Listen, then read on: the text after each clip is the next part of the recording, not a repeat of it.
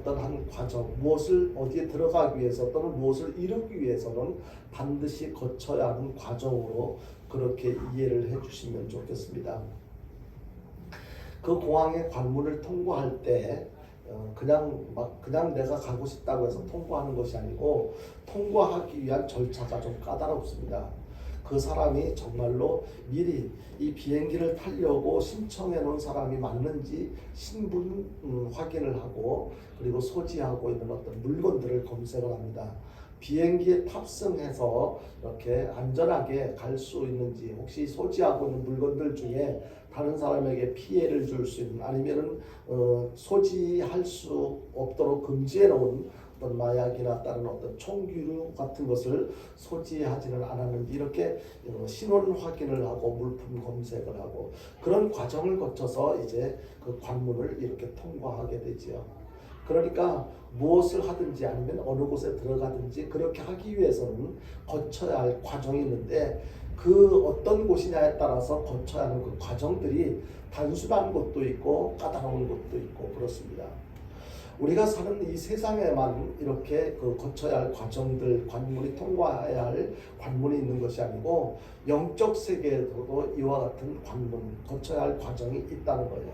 특히 우리가 구원을 받기 위해서, 또 천국에 들어가기 위해서는 그저 내가 구원받고 싶어, 천국에 들어가고 싶어, 천국보다는 지옥보다는 천국이 좋대, 그러니까 내가 지옥에 갈 수는 없잖아, 천국에 가야지, 그렇게 생각하고 가고 싶다고 해서 그냥 이렇게 천국에 구원을 받고 천국에 갈 수 있는 것이 아니고, 구원을 받기 위해서, 천국에 들어가기 위해서는 거쳐야 하는, 사전에 준비해야 되고 거쳐야 하는 과정, 다시 말해서 통과해야 되는 관문이 있다는 것을 이렇게 깨닫게 해주고 있는 것입니다.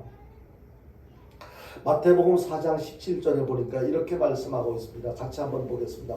같이 봅니다. 시작. 이때부터 예수께서 비로소 전파하여 이르시되 회개하라, 천국이 가까이 왔느니라 하시더라. 아멘. 여기에 천국이 가까이 오고 있으니까 회개하라고 그렇게 말씀하고 있습니다. 다시 말하면 천국이 가까이 오고 있으니까 회개해서 천국에 들어갈 준비를 해라, 이런 의미인 것입니다. 오늘 본문을 다시 한번 보겠는데, 오늘 본문에도 보니까 이렇게 말씀하고 있습니다. 고린도후서 7장 10절 같이 다시 한번 읽어보겠습니다. 시작. 하나님의 뜻대로 하는 근심은 후회할 것이 없는 구원에 이르게 하는 회개를 이루는 것이요 세상 근심은 사망을 이루는 것이니라. 이 말씀을 보면 우리가 천국의 구원을 받기 위해서, 구원에 이르기 위해서, 또 천국에 들어가기 위해서 우리가 거쳐야 하는 과정, 통과해야 하는 관문은 무엇인지를 깨닫게 해주고 있습니다. 그것이 바로 회개라는 것을 말씀을 통해서 깨닫게 해주고 있습니다. 그러니까 먼저 결론적으로 말씀을 드리자면, 우리 모두가 다 천국에 들어가고 싶고 천국에 들어가야 되잖아요. 구원 받고 싶잖아요. 구원 받아야 되잖아요. 이미 나는 구원 받았어, 그런 확신을 갖고 살아가는 사람들이 대부분이겠지만, 다시 한번 살펴보면, 생각해보면, 내가 정말로 구원을 받았다면 내가 구원을 받기 위해서 거쳤어야 할 관문, 거기를 통과했어야 할 관문이 있었다는 거예요. 근데 정말로 내가 거쳐야 할, 구원을 받기 위해서, 천국에 들어가기 위해서 거쳐야 할, 통과해야 할 관문을 내가 통과했는지 거쳤는지, 이것을 확인하는 작업이 우리 모두에게 필요합니다. 그래서 오늘 그 회개, 보통 일반적으로 설교를 할 때 회개와 관련해서는 설교를 잘 안 하는 편인데, 여러 가지 이미 했다고 생각이 되어지기도 하고, 또 예배 드릴 때마다, 시작할 때마다 우리가 참회 기도를 하기 때문에 이 회개에 관해서는 잘 이렇게 하지 않는 편임에도 불구하고, 오늘 이렇게 회개에 관련된 말씀을 전하게 된 것은 이것이 너무너무 중요하기 때문에, 다시 한번 내가 구원을 받았는지, 아니면 천국에 확실하게 들어갈 자격을 획득했는지, 이 사실을 살펴보는 것이 필요하다고 생각을 해서 회개와 관련된 말씀을 준비하게 된 것입니다.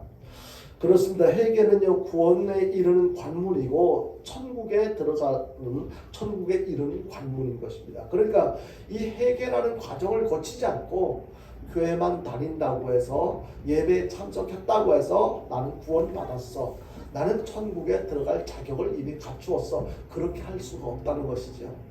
정말로 중요한 것은 내가 구원을 받고 천국에 들어갈 수 있는 자격을 천국에 들어갈 수 있는 자격을 갖추기 위해서는 반드시 거쳐야 할 과정, 반드시 통과해야 할 관문은 바로 회개라고 하는 관문인 것이죠.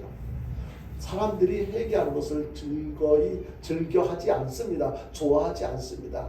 나는 회개할 만큼 무슨 큰 죄를 저지른 것도 아니고 도덕적으로도 남에게 부끄러울 만한 그런 삶을 살지 않아서 다들 그렇게 생각하기 때문에 회개하는 것을 소홀히 하는 경우들이 많이 있습니다. 그런데 우리는 심각하게 생각해 볼 필요가 있습니다. 과연 회개가 무엇인가? 회개하지 않고는 구원을 받을 수 없고 천국에 들어갈 수가 없다고 한다면, 내가 그렇게 결국에는 내가 들어가야 할 그 천국에 들어갈 수 있는 그 관문, 통과해야 할 관문이 회개라고 한다면, 나는 진짜 이 진정한 참된 회개를 했는가? 천국에 들어갈 수 있는 그러한 회개를 했는가?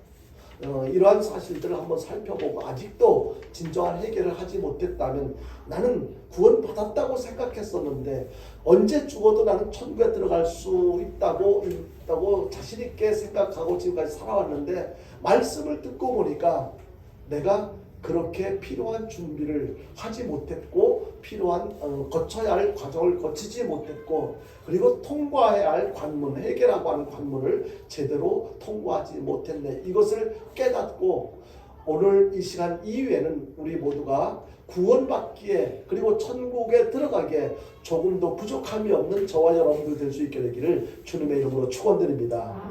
먼저 그렇다면 회개가 과연 무엇인가? 우리들이 여기서 좀 이렇게 생각해 봐야 할 부분이 있는데요.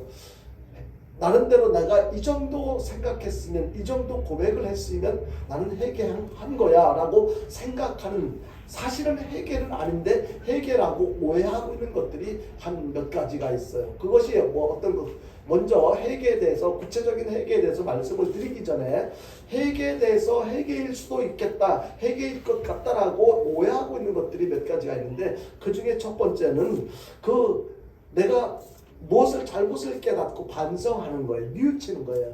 그것이 나는 이것을 이것이 나쁘다는 것, 죄라는 걸 알고 내가 뉘우쳤으니까, 반성했으니까 나는 회개한 거야, 그렇게 생각할 수도 있다는 거예요. 가령 예를 들자면 마태복음 27장에 보면 가룟 유다가 자살하는 장면을 이렇게 소개하고 있습니다. 가룟 유다가 은 30에 예수님을 팔았잖아요. 그리고 뒤늦게 나중에 자기가 잘못한 것을 깨달았어요. 깨닫고 그 은 30을 제사장들 앞에 다시 가져가서 이렇게 자기가 잘못한 것을 고백했더니, 그것이 우리와 무슨 상관이 있느냐라고 제사장들은 별로 관심을 갖지 않습니다. 대수롭게 생각하지 않습니다. 이 가룟 유다는 뉘우치고 거기서 나와서 은 30을 거기다 집어 던지고 나와서 결국 어떻게 합니까? 자살을 합니다.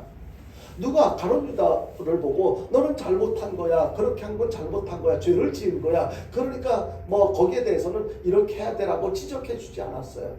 가룟 유다는 스스로 깨달았어요. 내가 예수님을 판 것이 죄를 지은 것이구나라고 마태복음 27장 4절에 내가 무죄한 피를 팔고 죄를 범했다라고 그렇게 스스로 고백을 합니다. 그리고 27장 5절에 보니까 결국 가룟 유다는 자기 잘못을 뉘우치고 어떻게 목매달아 자살을 합니다.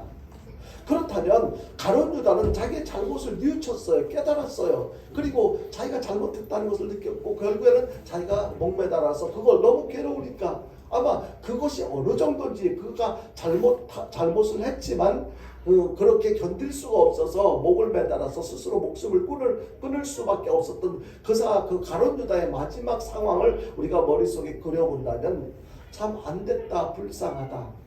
여러분, 베드로하고 가룟 유다하고의 차이점이 무엇입니까? 바로 가룟 유다는 깨닫긴 깨달았지만, 뉘우쳤지만 진심으로 용서받을 수 있는, 구원받을 수 있는 그런 기회를 갖지 못하고 회개를 하지 않고 스스로 목숨을 끊어버린 거예요. 베드로는 회개를 했어요. 자기 잘못을 깨달았어요. 자기 잘못을 깨닫고 베드로는 정말로 닭이 3번 울고 나서 밖에 나가서 통곡을 하면서 자기가 잘못했다는 것을 깨닫고 회개를 했습니다. 바로 가룟 유다와 베드로, 가룟 유다는 회개는 하지 않고 깨닫긴 깨달았는데 회개는 하지 않고 이렇게 스스로 목숨을 끊었다는 것. 베드로는 하나님 앞에 잘못했다고 통곡하면서 회개를 하고 돌이켰다는 것. 그런 차이가 있습니다. 그렇습니다. 양심의 가책을 견디지 못하고 목을 매달아 자살했던 이 가룟 유다, 이런 반성 또는 뉘우침만으로는 구원을 받을 수 없고 천국에 들어갈 수 없다는 것을 이 말씀을 통해서, 이 내용을 통해서 깨닫게 해주고 있습니다. 왜 그렇습니까? 잘못을 깨닫고 뉘우치는 것이 우리 삶을 통해서 필요해요. 잘못했다면 잘못했습니다. 말을 잘못했습니다. 행동을 잘못했습니다. 고의적으로 잘못할 수도 있고 또는 모르는 상태에서 실수를 범할 수 있어요. 그것을 깨닫고 고백할 필요 있어요. 뉘우칠 수 있어요. 그러나 그렇게 깨닫고 뉘우치고 고백한 그것만으로는 이것은 내가 구원을 받을 수 있는 회개는 아니라는 것을 우리가 기억해야 될 것입니다. 그리고 다음으로 이 회개하고 이렇게 회개한 것처럼 회개로 착각할 수 있는, 오해할 수 있는 것 중에 또 한 가지는 뭐냐면요, 바로 죄에 대한 고백입니다. 죄에 대한 고백을 이야기하자면 어디가 생각납니까? 바로 지금도 천주교에서 진행하고 있는 고해성사라는 것이 있습니다. 어떤 경우냐면 잘못을 저질렀을 때, 죄를 범했다고 생각했을 때 이렇게 성당에 들어가서 신부님한테 보이지 않는 이렇게 하나의 조그마한 그 창문 사이에 커튼이 쳐지고 서로의 모습을 보지 않는 상태에서 내가 이런저런 죄를 지었습니다, 이런 잘못을 범했습니다라고 이렇게 고백을 합니다. 그러면은 커튼 뒤에서 그 신부가 이렇게 그 이야기를 듣고 거기에 대해서 나름대로 이렇게 설명을 해주고 또 기도를 해주고 이렇게 그런 과정을 거친다. 그리고 네가 그 죄를 다 용서받기 위해서는 이러한 일을 해야 되라고 어떤 지시를 합니다. 그러면 그 죄를 고백한 그 사람은 그 신부의 어떤 그 지도자의 어떤 지시에 따라서 어떤 행동을 통해서 여러 가지 이렇게 이행을 하게 됩니다. 전달받은, 지시받은 내용에 대해서 이행을 합니다. 그러면은 그런 과정을 거쳐서 나는 죄에 대해서 고백을 했으니까, 그리고 신부 지도자를 통해서 이런 지시를 받고 그것을 행동을 통해서 실천했으니까 나는 죄사함 받았어, 이렇게 착각을 한다는 거예요. 그렇게 생각을 한다는 거예요. 그런데 과연 정말로 그렇게 죄를 어떤 신부한테 고백했다고 해서 그가 시키는 대로 일정한 기간 동안 어떤 행동을 했다고 해서 정말로 그 죄가 구원받을 수 있도록 진정한 회개에 해당되느냐 하는 것입니다. 여러분요, 죄를 범한 교인들이 단지 신부나 사제에게 와서 자기 죄를 고백하는 것으로 용서받았다고 생각하는 것, 그리고 죄 용서를 위해서 신부나 사제가 이렇게 명하는 영적 훈련 과정을 거쳤다고 해서 나는 죄 사함 받았어, 용서 받았어, 이렇게 죄 문제가 해결되어졌다고 생각할 수 있다는 거예요. 지금도 많은 사람들이 그렇게, 지금도 천주교에서는 그렇게 그런 과정을 진행하고 있습니다. 그런데요, 과연 그럴까요, 여러분요? 물론 이런 종교의식은요, 회개하는 일에 도움이 될 수는 있을 거예요. 그러나 이것 자체가 진정으로 구원에 이르는 회개가 아니라는 것을 우리는 알아야 됩니다.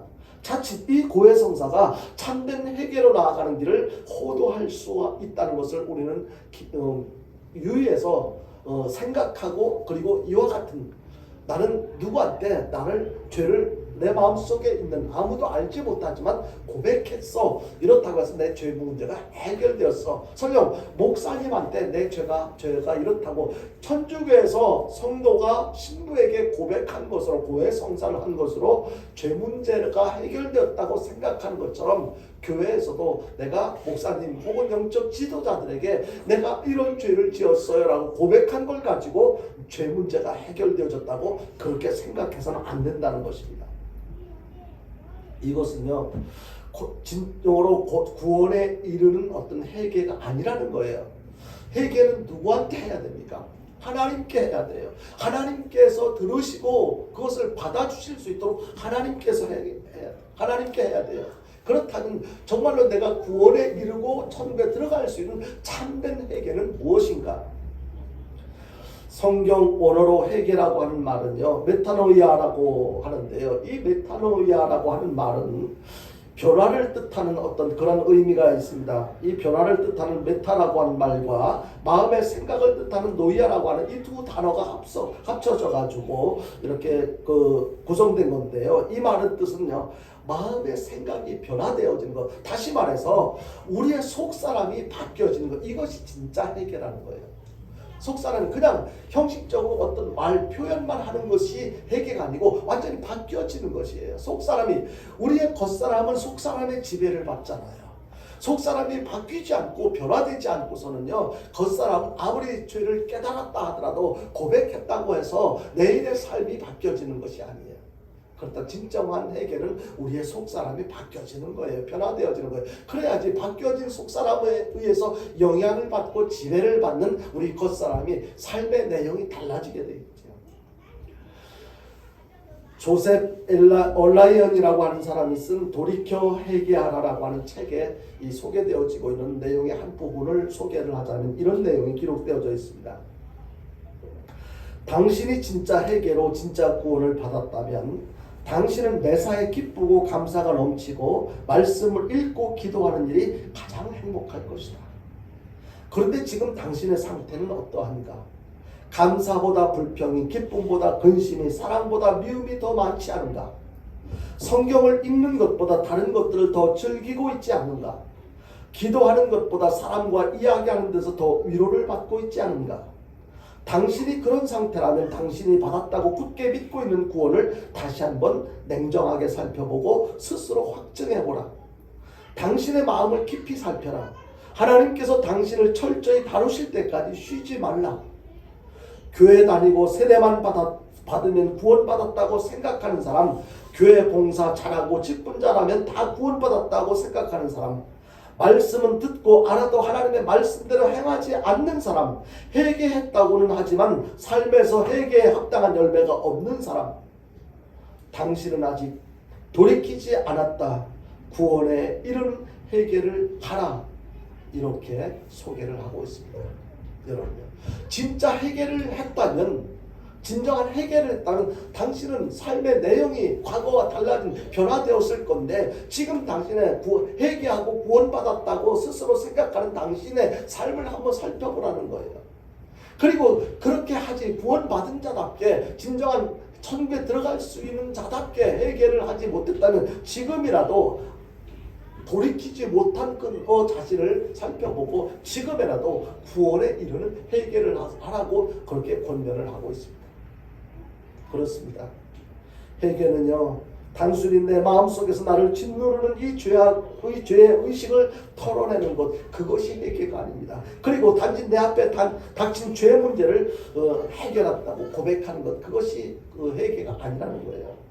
다시 말씀드리지만은 회개는 속사람이 변화되어지는 것입니다. 내 생각이 변화되고, 그리고 내 마음이 변하고 내 삶이 변하는 것, 이것이 진정한 회개인 것을 여러분들이 믿으시길 바랍니다. 신학에서는 이러한 회개에 관련해서 두 가지로 구분해서 설명을 하고 있습니다. 첫 번째는요, 이 바로 칭의에 관한 회개, 그러니까 이 칭의에 관한 회개를 설명하고 있고, 두 번째는 성화에 대한 회개를 설명을 하고 있습니다. 여기에서 칭의는 무엇을 이야기하느냐면요, 예수님을 알지 못했어요. 하나님을 알지 못했어요. 제 문제를 어떻게 해결해야 되는지 알지 못했었는데, 하나님을 알게 되고 예수님이 나의 구원자가 되시는 것을 알고 그 주님 앞에 나의 죄를 고백했어요. 그렇게 한 그 모습을 보고 하나님께서 너는 의로운 사람이야 라고 인정해주는 이런 칭의, 이런 것을 칭의라고, 거룩하다고, 내가 거룩한 삶을 완전히 거룩하게 변화되어졌어, 거룩한 삶을 살아, 그래서 거룩한 자가 아니라 그런 믿음을 보시고 하나님을 인정하고 죄에 대한 문제를 인정하고 예수님이 나의 구주로 고백하는 그 믿음을 보고 너는 거룩한 자라고 인정해주는 그것을 칭의라고 이렇게 설명을 하고 있습니다. 칭의의 과정을 거친 뒤에 그리스도인으로 살아가면서 예수를 닮아가는, 영적으로 점점 성숙해져가는 과정을 뭐라고 표현하느냐면요, 성화라고 해요. 그러니까 진정한 회개를 위해서는 이 칭의에 관련된 회개와 그리고 그 성화에 관련된 회개 이 두 가지가 계속해서 이루어져야 된다는 거죠. 먼저 이 칭의에 대해서 회개를 좀 더 살펴보자면요. 사도행전 2장 38절에 보면은 이런 베드로가 오순절 마가의 다락방에서 성령 받은 뒤에 아직 예수를 믿지 않는 사람들에게 선포하는 내용을 소개하고 있는데 한번 같이 보겠습니다. 사도행전 2장 38절입니다. 같이 봅니다. 시작. 베드로가 이르되 너희가 회개하여 각각 예수 그리스도의 이름으로 세례를 받고 죄 사함을 받으라. 그리하면 성령의 선물을 받으리니. 그리고 사도행전 3장 19절에도는 이렇게 또 말씀하고 있습니다. 같이 보겠습니다. 시작. 그러므로 너희가 회개하고 돌이켜 너희 죄 없이 함을 받으라. 이같이 하면 새롭게 되는 날이 주 앞으로부터 이룰 것이요. 그러니까 불신자들이 예수 믿고 구원받는 과정에서 반드시 회개가 필요하다는 것을 말씀하고 있는데요. 그동안 하나님을 인정하지 않았던, 하나님을 믿지 않았던 죄, 하나님 없이 살면서 하나님의 뜻을 거역하면서 살았던 죄를 회개하는 거예요. 하나님을 인정하지 않았어요. 하나님을 믿지 않고 내 스스로 무엇인가 할 수 있을 것처럼 생각하며 살아왔던 그러한 죄를 하나님과 상관없이 하나님을 인정하지 않고 살아왔던 그런 죄를 고백하는데, 이것을 신학적으로 무슨 죄라고 하느냐면 바로 원죄. 그러니까 아담과 하와로부터 비롯돼 시작되었던 내 스스로 행동을 통해서는 내가 어떤 세상적으로 도덕적으로 죄다라고 하는 것을 하지 않았다 할지라도 이와 같은 어떤 죄는 계속해서 이렇게 이어내려오고 있는 이런 죄, 하나님을 인정하지 않았던, 하나님을 배반했던 그런 죄들이 계속해서 지속적으로 밑으로 후손들에게 물려지고 있는데, 그 죄를 받고 태어난 죄, 이것이 바로 원죄라고 그렇게 표현을 하고 있습니다. 다시 말해서 칭의를 위한 회개는요, 이 원죄를 회개하는 과정이라고 할 수가 있습니다. 그래서 우리는요, 이 칭의를 위한 회개를 통해서 구원의 관문에 드디어 이렇게 통과하게 되는 것입니다. 내가 당장 모든 것이 완벽하게 바뀌지 않아, 인간적으로 볼 때는 완벽하게 어떤 성숙한 모습에 이르지 않았다 할지라도 그러한 믿음을 보고 그런 원죄를 고백하는 그 과정을 통해서 이제 천국에 이르는 어떤 관문을 통과했다고 이렇게 볼 수가 있습니다. 그리고 성화에 대한 어떤 회개를 보면은요, 이것은요 지속적으로 해야 할 회개에 해당이 되어집니다. 그러니까 한 번 했다고 해서 끝나는 것이 아니고, 우리가 아직 살아있는 동안에 내가 하나님 앞에 회개를 해서 구원을 받았다고 해서 모든 것이 완벽하게 이제 예수님처럼 바울처럼 그렇게 된 것은 아니잖아요. 우리가 살아가다 보면 아직도 연약한 부분이 있어서 해서는 안 될 짓을 하고 또 가서는 안 될 곳을 가고 하나님의 자녀답지 못하게 살아갈 때가 참 많이 있어요. 그럴 때 어떻게 해야 됩니까? 계속해서 하나님 앞에 회개하면서 우리가 점점 예수님을 닮아가는 그 과정, 닮아가는 그 모습, 이것이 바로 성화되어져 가는 과정을 이야기하고 있는 것입니다. 이와 관련해서 로마서 7장 19절 이하 20절에 보면 이렇게 말씀하고 있습니다. 같이 보겠습니다. 시작. 내가 원하는 바 선을 행하지 아니하고 도리어 원하지 않는 바 악을 행하는도다. 만일 내가 원하지 아니하는 그것을 하면 이를 행하는 자는 내가 아니요 내 속에 거하는 죄니라. 누가 이야기한 거예요? 바로 바울도 다메섹 도상에서 예수님을 만나고 그리고 자기가 죄인인 것을 알고 회개를 하고 그때부터 삶이 완전히 달라졌어요. 그럼에도 불구하고 그는 하나님의 자녀답게 사도로서의 삶을 살아가면서 나는 하나님의 뜻대로 살고 싶어, 말씀대로 순종하며 살고 싶어, 그렇게 생각하고 다짐하고 그렇게 살아갔지만 아직도 마음속에 해결되지 못한 이 죄의 뿌리가 남아있어 계속 자신을 괴롭게 하는 것을 고백하고 있는 거예요. 다시 말해서 비록 우리가 구원의 관문에 들어서긴 했지만 연약하기 때문에 하나님을 믿는다고 하면서도 하나님의 뜻대로 살지 못하면서 죄를 범할 때가 많이 있잖아요. 그래서 우리는 어떻게 돼요? 계속해서 그것을 하나님 앞에 회개하는 것, 이것이 바로 성화적인 회개라고 할 수가 있습니다. 이것은요, 과거에, 그래서 우리가 목욕은 예수님께서 이렇게 한번 목욕을 할 때, 그 성찬식을 할 때 제자들이 우리 다 씻어달라고 그렇게 제자들 할 때 아니야. 너희는 이미 다 씻어졌으니까 발밖에 씻을 것이 없어라고 이야기한 것처럼 비록 원죄에 대한 고백은 한번 해서 천국에 들어갈 수 있는 관문을 통과할 수 있는 과정을 거쳤다 할지라도 우리가 아직 성화되지 않았기 때문에 성화되어져야 할 부분이 있기 때문에 계속해서 다듬어 가기 위해서 내가 죄인인 것을 주님 앞에 고백하는 이 회개가 계속 되어져야 한다는 것을 말씀을 통해서 깨닫게 해주고 있습니다. 바로 이것을 신학에서는 이것을 뭐라고 하냐면 자범죄에 대한 회개라고 그렇게 합니다. 내가 저질렀잖아요. 내가 생각으로 죄를 또 졌고 그렇게 이것이 죄라는 것을 알고 그렇게 하지 않기로 결심하고 다짐했는데 또 그렇게 했잖아요. 그러니까 이것을 나는 그 전에 원죄에 대한 해결을 했으니까 나는 구원받아서 끝났어. 이것이 아니고 우리에게 필요한 것, 우리에게 요구되어지는 것은 그냥 한번 구원받은 것으로 그치지 않고 계속해서 성화되어져야 한다는 것, 변화되어져야 한다는 것, 신앙적으로 계속 성숙해되어져야 할 것을 하나님께서는 우리에게 요구하고 있는 것입니다. 그렇기 때문에 우리는 원죄와 관련된 회개든지 또는 그 자범죄와 관련된 회개든지 계속해서 우리는 이 반드시 회개의 과정을 통과해야 된다는 것입니다. 그렇다면 우리가 이 참된 회개는 어떻게 해야 되는가? 앞서 살펴본 것처럼 회개는 우리 자신들이 새롭게 변하는 것인데 세 가지를 서두에 말씀드렸지요. 이 서두에 말씀드린 이 세 가지 속 사람이 바뀌어져야 된다는 것, 변화되어져야 된다는 것, 이것을 좀 더 구체적으로 말씀을 드리겠는데요. 먼저 회개는요, 생각이 바뀌어져야 할 것을 말씀을 드렸잖아요. 회개는 내가 죄인이라는 사실을 깨닫는 데서 시작이 되어지는데요. 누가복음 5장 8절에서 이렇게 말씀하고 있습니다. 누가복음 5장 같이 봅니다. 시작. 시몬 베드로가 이를 보고 예수의 무릎에 엎드려 이르되 주여 나를 떠나서 나는 죄인으로서이다 하니, 이거 베드로가 주여 나를 떠나서 나는 죄인이라고 이렇게 고백하고 있었어요. 이것은 베드로가 예수님을 고기잡이를 하다가 예수님을 만나고 예수님 앞에 이렇게 무릎 꿇으면서 고백하는 이 내용인데요. 예수님이 어떤 분인지 아직 잘 모를 때는 자기가 죄를 지은 내가 죄인이라는 것을 몰랐어요.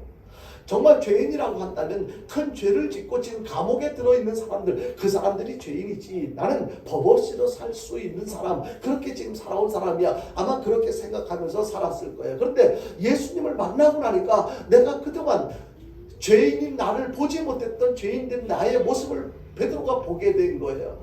그래서 주님 앞에 무릎을 꿇고 내가 죄인인 것을 솔직히 고백하는 장면을 지금 소개하고 있는 것입니다.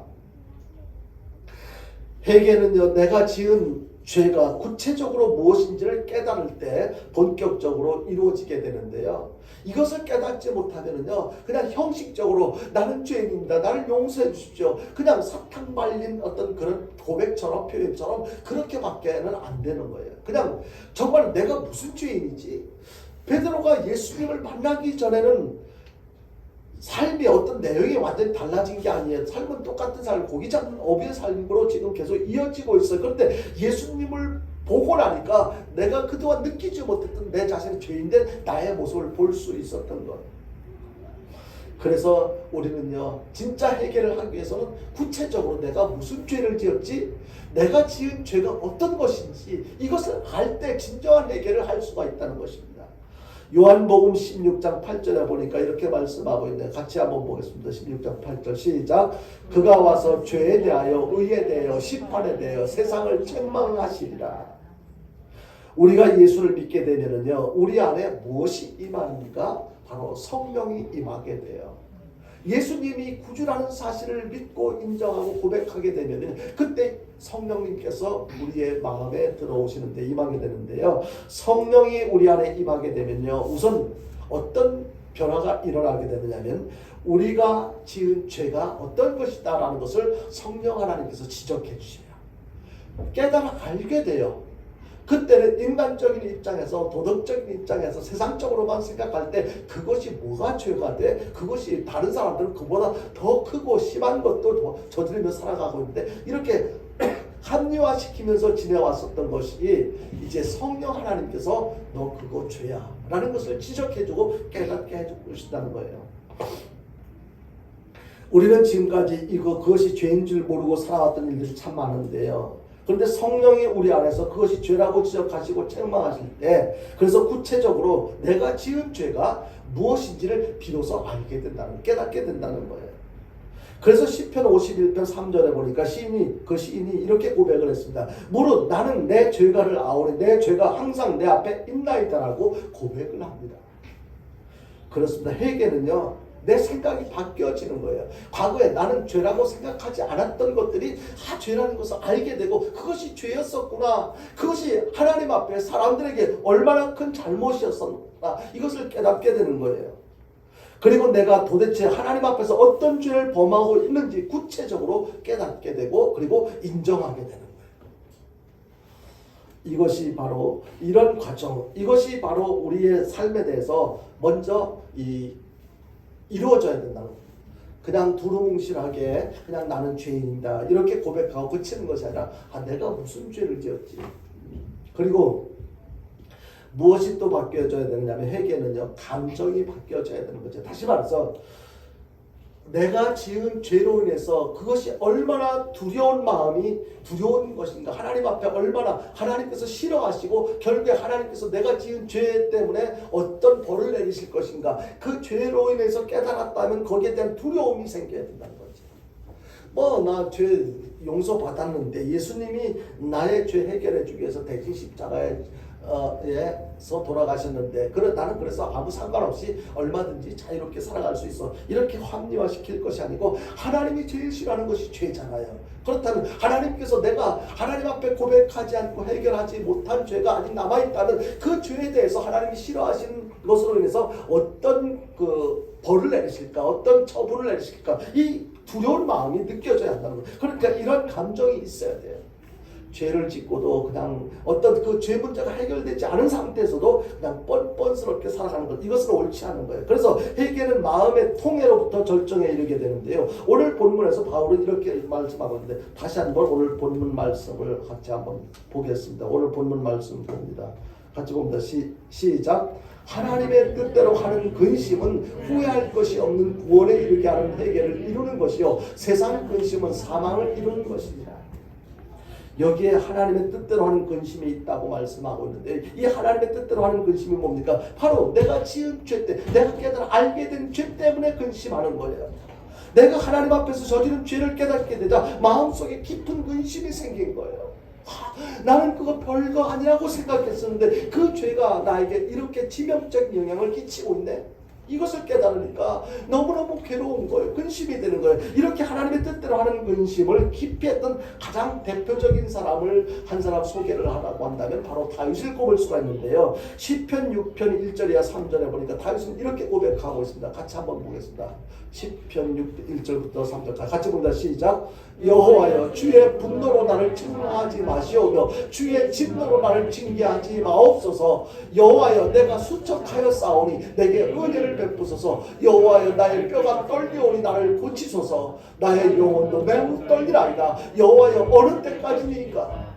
이 말씀을 한번 생각해 보십시오. 다윗이 깨달은 이 죄 때문에 얼마나 괴로워하고 있는지 이 내용을 한번 생각해 보십시오. 다윗은 자신이 하나님 앞에 죄인이라는 사실을 깨닫고 난 뒤에 정말 큰 영적 두려움을 느꼈다고 고백하고 있는 것입니다. 그리고 시편 6편 6절이야 7절에 보니까 또 이렇게 말씀하고 있습니다. 같이 봅니다. 시작.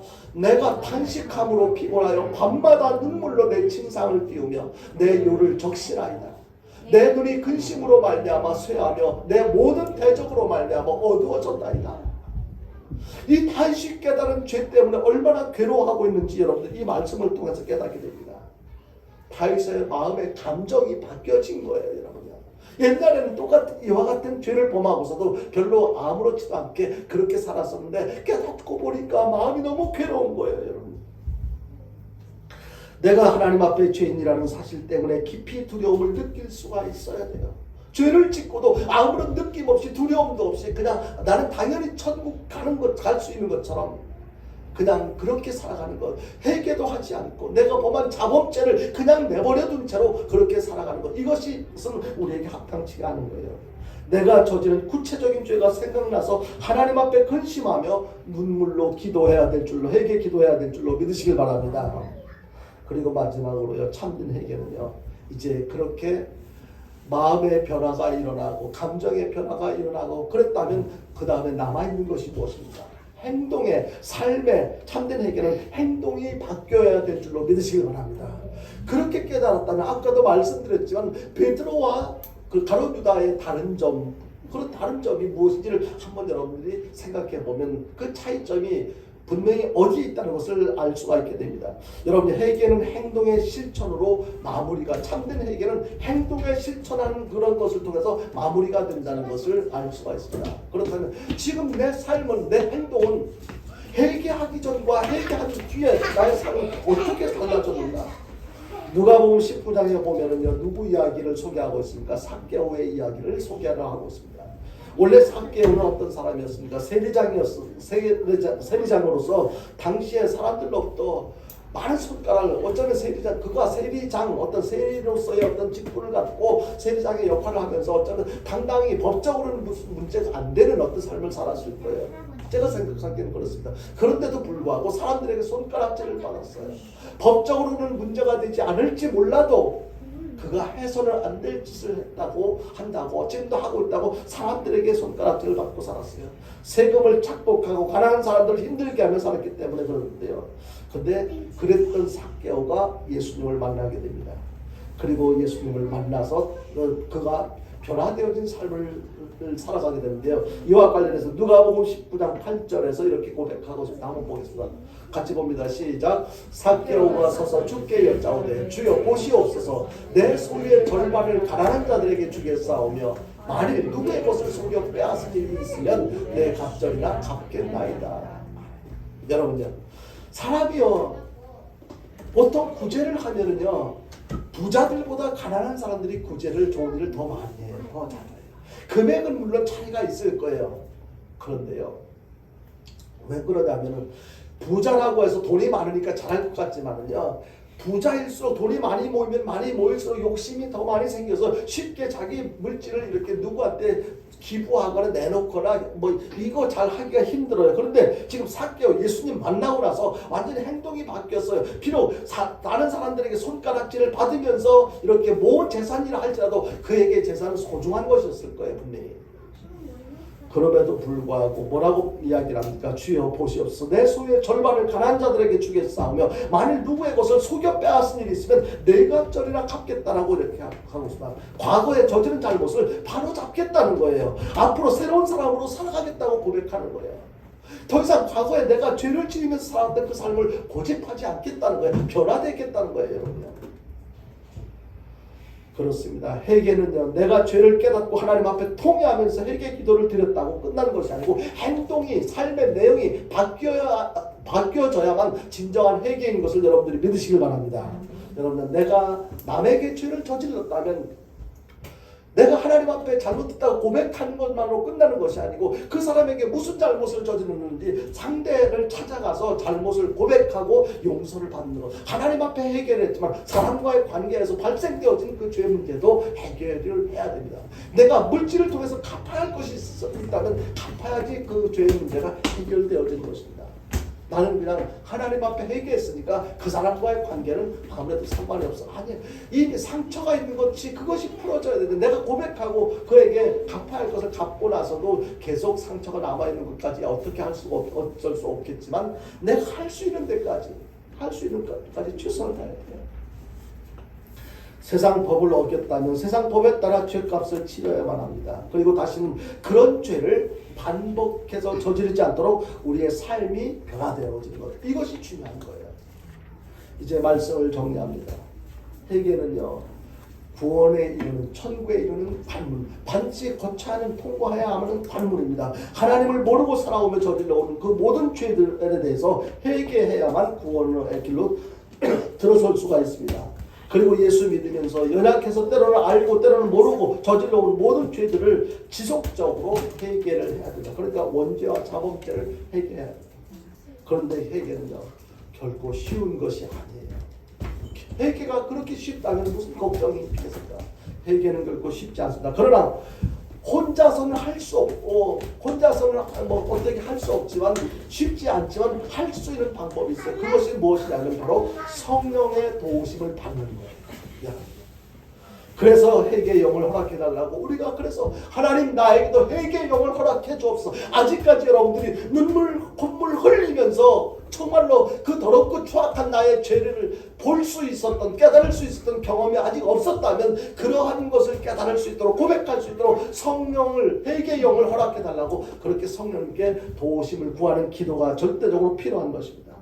성령께서 우리의 죄를 지적해 주실 때 우리는 우리가 죄인이라는 사실에 대해서 그리고 우리가 저지른 죄에 대해서 제대로 구체적으로 깨닫게 되어질 수가 있습니다. 내 스스로는 한계가 있어요. 그래서 성령님 도와주십시오. 성령님의 도우심을 사모해야 돼요. 그리고 성령님께서 우리의 마음에 통해하는 마음을 주실 때 내가 저지른 죄 때문에 근심하게 되고 눈물로 참회할 수가 있게 됩니다. 나아가서 성령께서 용기를 주실 때 죄악된 삶을 청산하고 새로운 삶을 살아갈 수가 있게 되는 것입니다. 내가 결심하고 다짐하는 것만 가지고 안 돼요. 성령님께서 도와주셔야만 됩니다. 아무쪼록 구원과 천국의 관문인 참된 회개를 통해서 완전한 천국 백성으로서의 복을 마음껏 누리며 살아가는 저와 여러분들 될 수 있게 되기를 주님의 이름으로 축원드립니다. 우리 찬송 한 장 부르고 기도할 텐데요. 255장 우리 찬송하겠습니다. 가사를 생각하시면서 우리